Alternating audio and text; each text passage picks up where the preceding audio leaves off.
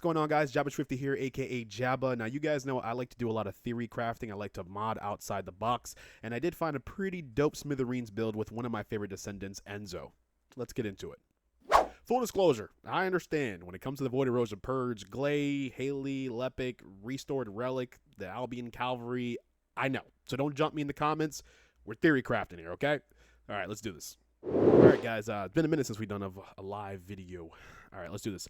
Okay, so first we're going to check out is the Inversion reinforcements. So for Hunt, we're going to be using biodensity augmentation. This is going to give us max HP plus 11.7% for 30 seconds up to 5 stacks when defeating an enemy. Since this is a shotgun build, pretty much anything that's going to help you survive while you're up close on the enemy is welcomed. I have tried and switched between sometimes the defense, but the health augmentation has been a lot more helpful. Okay, so for the attributes, obviously you're going to be using whichever attribute for the weakness against whatever enemy you're fighting. Now, with the fire attribute, with Season 3, is going to be a full expansion with a new enemy type, and I'm pretty sure that new enemy is going to be weakness to fire, and we're getting the new Descendant, Serena. She's rumored to be fire, so the fire augmentations might have their day outside of Colossus. Next up is going to be our recovery. For recovery, we're going to be using the heightened sensory cells. This is when an enemy is nearby, it grants heightened sensory cells every 0.5 seconds. Heightened sensory cells last for 10 seconds, recovers HP by 20% of max HP and MP by 8.5% of max MP. Again, since this is a shotgun build, you're going to be constantly up on the enemy. So when an enemy is nearby, they're always going to be nearby. The really cool thing about this is I have not run into MP issues with this. This 8.5% of max MP. I'm telling you right now, I don't run out of MP, and the funny thing is too, I don't have that much MP on Enzo to begin with. I mean, 294 is still not that bad, but I never run out of MP. So that's going to be that's one of the most important ones right there. Now, going on to the build here, one of the first two things you're going to probably notice is reinforced front line and passionate sponsor. These are the bread and butter of this build. Okay. Now, if you've run Enzo in the past, you know we're going for cooldowns as much as possible. We have focus on insert attribute here, and you don't really need to max them out because we don't need any skills. We're not using this build for skills. We're just using it for cooldowns. Then we have our increased HP, iron defense, increased defense, and battle of stamina. Reason I'm using battle of stamina is for that skill duration. Now, while this won't give you a full stack of high power rounds because you only get a stack every 1.5 seconds, with this duration it takes the perfect support to 8.2 seconds. So again, you're not getting a full stack of ammo, but it does close that gap between the cooldowns and allows you to use your perfect support pretty soon afterwards. So it's just about a second or so. So you see, we go ahead and pop that. Should enter the I forgot what the game show. And then once it fires, you got about 1, 2, 3 back, and you get it right back. So you can just keep popping this pretty continuously. All right, so back to the build. Again, we're using reinforced front line. This is going to be our main mod to continuously stack our passionate sponsor. Now, it does give a firearm attack increase, but honestly, max HP times 0.0009% is really nothing to write home about.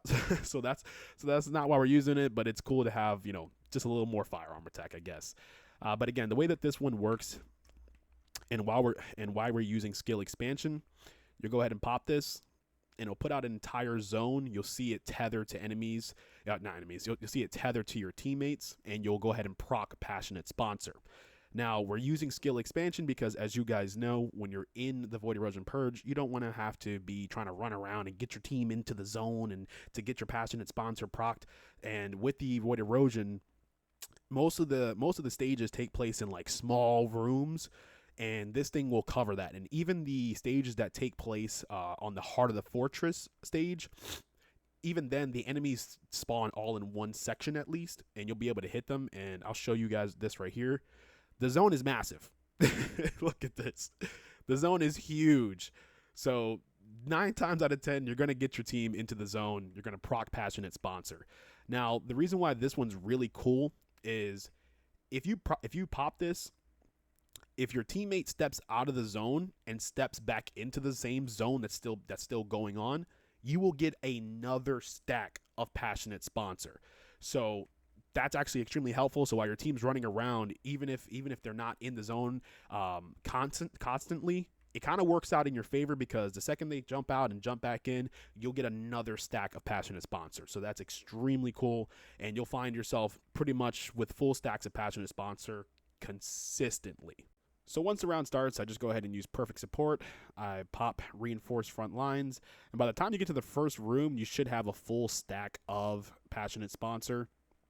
Go ahead and knock out that first elite, and pretty much just keep popping Reinforced Front Lines, and you'll have Passionate Sponsor procced consistently. Alright guys, so for external components, since Reinforced Frontline replaces Enzo's shield skill, I'm just not really worried about shields with this build here. We're running as much health as possible, and we're running a 2-piece Hunter set to get the skill cooldown 4%. Now for my external components, I have max HP, MP recovery in combat, and then I also have MP recovery modifier. Again, you just want as much MP as possible, so that way you can just continuously pop your Reinforced Frontline and proc your Passionate Sponsor. Alright, so for reactors, if you've run a support Enzo in the past, you know you're not really worried about your skill power. So if you can get the rolls that you want on any reactor type or archetype, go for it. Right now I'm running skill cooldown. What I would suggest is trying to get a skill cooldown with skill duration up. Skill cost could also be a good one, but you never really run out of MP, so it's not necessarily a problem. You're not running Slayer set that has that skill cost penalty on it. So if you can get a reactor with skill cooldown and skill duration up, I just believe that's going to make the build feel so much better. But I have not been able to get the skill duration up with skill cooldown across any reactor, but that's going to be the best tip I can give you for your reactors with this build. Okay guys, for the weapon cores, I don't know the science behind it. When it comes to shotguns and elemental damage, it just scales so well with shotguns specifically. I wish I could pop out the chill attack and show you guys the difference in damage, but when I first built the Smithereens and was attacking the Legion of Darkness with it, it was hitting for like 22,000, and once I got the chill attack augmentation on there, it jumped to like 80,000. So you're going to want to go chill attack, well, you're going to want to go whatever element for whatever enemy you're building the Smithereens for. For my second slot, I'm using Firearm Attack. Now, if anybody knows the RNG in the First Descendant, you know that I'm not lying when I say I've rolled on this slot about 50 times, and this is the highest firearm attack I've been able to get so far. It's a little depressing. Now, moving on to precision augmentation. Weapon chain speed is just what I happen to roll on. I did have sprint speed, and to be honest, sprint speed is fire for precision augmentations, because it actually shows. There's some augmentations that you slot and you're like, is it really doing anything? But sprint speed, Enzo was moving, so I might switch back to that, or I might try out the aim shot accuracy, especially when you're trying to proc that real life fighter. For the second one, I have hip fire accuracy. Now, the reason why I have this is because there's times you find yourself in a tight spot in the Void Erosion Purge, and you can't just stand still, aiming and trying again to get that real life fighter. So you might just want to be moving around, and hip fire actually allows you to land all the pellets and still proc that unique ability. Now, for special augmentation, whatever enemy you're building the gun for, that's going to be your special augmentation. And since this is Legion of Darkness, that is exactly what we're going for, and we're actually able to get the top roll for it, which is awesome. So onto the Smithereens itself. For our substats, we have Firearm Attack, bonus Firearm versus Legion of Darkness, Firearm critical hit damage, and Chill Attack. Lucky enough, we got all the ultimate rolls we needed. Jesus was on our side, at least for that one.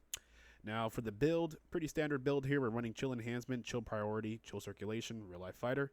Concentrate support ammo just to get a little bit bigger magazine and to bump that crit damage up just a smidge. We also have rifle reinforcement, concentration priority, better concentration in action and reaction. For the final slot, my last catalyst is cooking. The first thing I noticed with this build was the fact that, he's not Glay. We have to reload, and that reload penalty from concentration priority just makes it feel super clunky. So once that last catalyst is done cooking, we're going to go ahead and get some reload focus onto the build.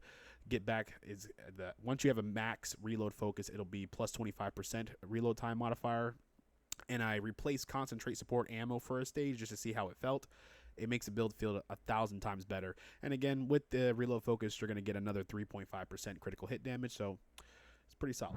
Now with this build, I'm typically farming stage 25 when I want to hop off of the Glade and the Haley. Legion of Darkness for stage 25, you're hitting around 120,000 to 150,000. When you proc real life fighter, you jump up to close to 200,000. You're just melting the elites at that point in time. I think the community knows now, starting at stage 28, enemies just become straight up bullet sponges, and that's just not fun for me to just sit there mag dumping into an enemy just to kill one enemy, which is why you see a lot of the Glaives running around, because you're not consuming any ammo. But when there's about 20 Descendants, I don't want to be forced to play one or two. That's just not fun for me. I'm not going to do that, which is why I typically end up doing builds like this, where I'm just spending my time theory crafting and just having fun with the game. Now, when it comes to real life fighter, I'll start by saying this: based, it's amazing. It's perfect for the Smithereens. But if you do not play with a solidified party, depending on who is running crowd control in that particular stage, real life fighter could be potentially useless.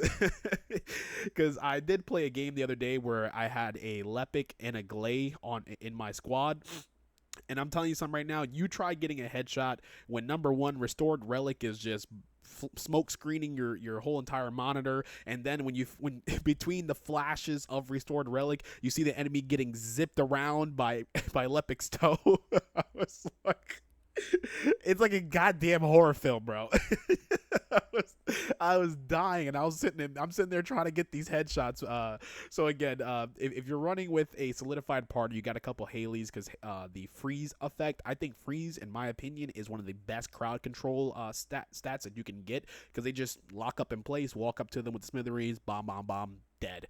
But again, if Lepic's out there towing them, you're going to have a pretty rough time trying to proc real life fighter. So what I've seen from this build, I'm pretty sure this build can scale with the plethora of weapons. The next category of weapons I'm going to be trying this out with is the launchers. I do believe that this will make launchers absolutely cracked, and maybe even machine guns. But yeah, that's my Enzo Smithereens build. Melting elites, Jabba out.